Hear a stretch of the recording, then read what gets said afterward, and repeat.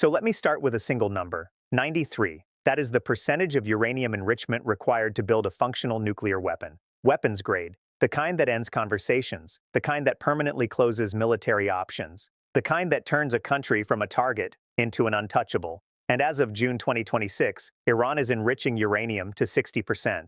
Now I want you to sit with the distance between 60 and 93, because every major Western government, every think tank, every Pentagon briefing room is focused obsessively on that gap. That gap is what they call America's red line. Cross it and there will be consequences. Cross it and we will act. Cross it and everything changes. But here is what nobody on CNN is telling you. Nobody on Fox News. Nobody in any briefing room in Washington. The red line was not at 93%. The red line was not even at 60%. The red line was crossed years ago. And America missed it entirely. Not because they were not watching, because they were watching the wrong thing. Today I want to spend the next 20 minutes showing you exactly when the real red line was crossed, why it was invisible to Western analysts, and what it means that Iran is now on the other side of it permanently. Because once you understand this, everything Trump is saying about Iran, the agreements, the victories, the broken economy, will sound very different to you. Let us go. Part 1. What a red line actually means. I need to start with a concept that sounds simple, but is almost always misunderstood in public discourse. A red line in geopolitics is not a moral statement. It is not a warning. It is not even a threat in the traditional sense. A red line is a declaration about cost calculation. When a country draws a red line, what they are actually saying is this: if you cross this point, the cost of our response will be higher than any benefit you could possibly gain. That is what makes it a deterrent. The red line works not because of what happens after it is crossed. It works because of the credible belief that something will happen. And this is where the American red line on Iran's nuclear program has always had a fatal structural flaw. America's red line was always defined in physical, technical terms. Uranium enrichment percentage, number of centrifuges, stockpile size. These are measurable. These are verifiable. These are the things IAEA inspectors can count and report. But Iran understood something America never did. The real threshold was never technical. It was psychological. Part 2. The day the real red line was crossed. I want to take you back to a specific moment, not June 2026, not even 2023. I want to take you back to October 7th, 2023. On that morning, Hamas launched the largest attack on Israeli soil since 1973. 1,200 people killed, 250 taken hostage. Israeli intelligence, widely considered among the most sophisticated on the planet, was caught completely off guard. Now you are asking yourself, what does October 7th have to do with Iran's nuclear threshold? Everything. Here is what October 7th proved to every government on Earth that was paying attention. It proved that the American security architecture in the Middle East had a blind spot large enough to drive an entire military operation through. It proved that deterrence, even backed by the most powerful military alliance in history, has gaps, real gaps, operational gaps. And Iran was watching, because what Iran understood in that moment was this: the psychological threshold, the moment when pursuing nuclear weapons stops being a strategic option and becomes an existential necessity. That threshold is not crossed when you reach 93% enrichment. It is crossed when you become absolutely certain that the alternative to nuclear weapons is regime extinction. October 7th started a chain of events. Israeli operations in Gaza, then Lebanon, then direct strikes on Iranian territory, then American strikes on Iranian nuclear facilities at Natanz, Fordo, and Isfahan. And at that precise moment, not when enrichment hit 60%, not when centrifuges multiplied, but when American bombs fell on Iranian soil during active negotiations, Iran's real nuclear red line was crossed, not by Iran, by America.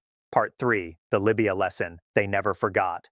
I need to introduce you to a man named Muammar Gaddafi, because his story is the most important story in understanding Iran's nuclear calculations. More important than North Korea, more important than Iraq, more important than any technical analysis of centrifuge capacity. In 2003, Gaddafi made a decision that his advisors told him was the key to survival. He voluntarily surrendered Libya's entire nuclear weapons program, complete disclosure, full cooperation with international inspectors. He handed over every component, every design document, every piece of enriched material. In exchange, he received something that sounded valuable: international legitimacy. Sanctions relief, American handshakes, formal diplomatic recognition. 8 years later, in 2011, NATO aircraft were providing air support for the rebels, who dragged Gaddafi out of a drainage pipe and killed him in the street. I want you to think about what Iranian military commanders, Iranian intelligence analysts, Iranian Supreme National Security Council members did the day they watched that footage. They did not think, how tragic. They did not think, how unexpected. They thought, we will never make that mistake. Because the lesson of Gaddafi is not subtle. It is not complex. It does not require sophisticated geopolitical analysis. The lesson is this: trusting American security guarantees while surrendering your deterrence capability is a death sentence delivered on a delayed timer. You just do not know when the timer runs out. And now consider what Iran has watched since that moment. Iraq had no nuclear weapons. America invaded and destroyed the government entirely. Libya surrendered its program. The government was destroyed with Western assistance. Ukraine gave up the nuclear weapons it inherited from the Soviet Union in 1994 in exchange for security guarantees from America, Britain, and Russia. In 2014, Russia annexed Crimea. The security guarantees proved worthless, and now Iran itself was attacked militarily while nuclear negotiations were still actively ongoing. There is a pattern here, and the pattern is so consistent, so historically reliable, that any Iranian government that ignored it would not be acting irrationally. It would be committing national suicide. Part 4. Why 60% is already enough, and why Washington does not understand this. Here is the technical argument you will hear from American officials. Iran is at 60% enrichment. Weapons grade is 93%. There is still time. We have not lost yet. The program can still be rolled back. This is the argument,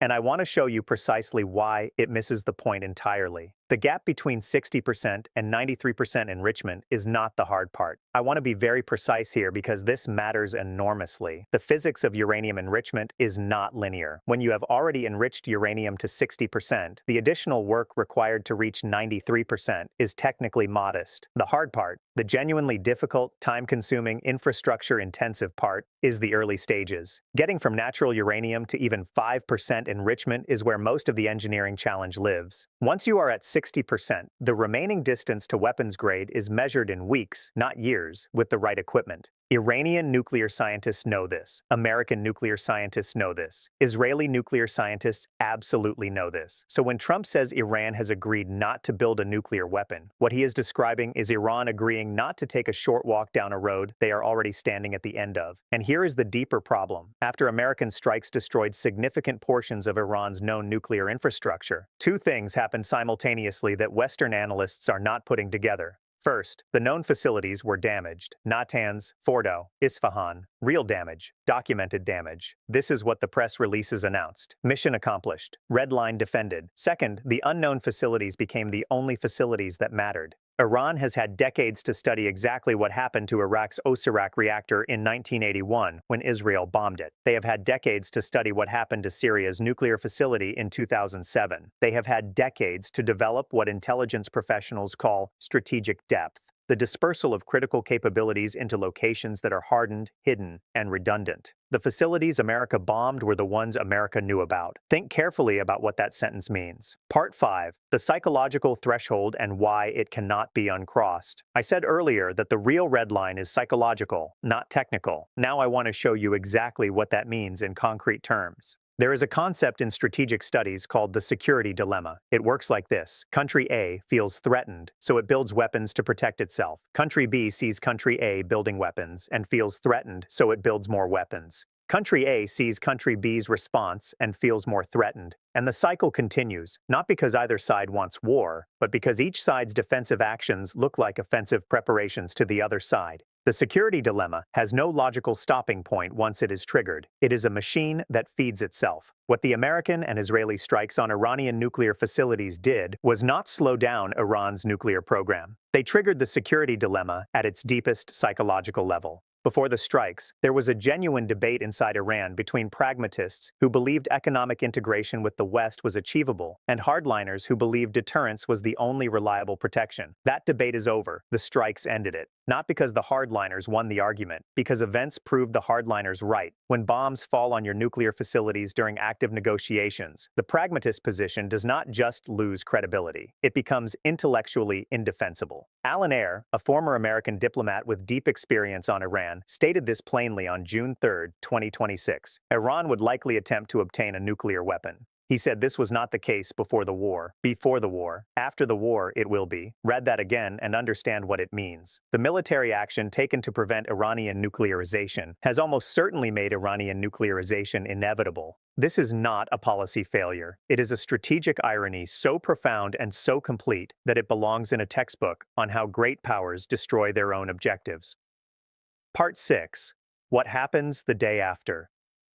I want to be intellectually honest with you. I want to present the strongest possible argument against everything I have said. The Steelman case for the American position is this. Iran is not North Korea.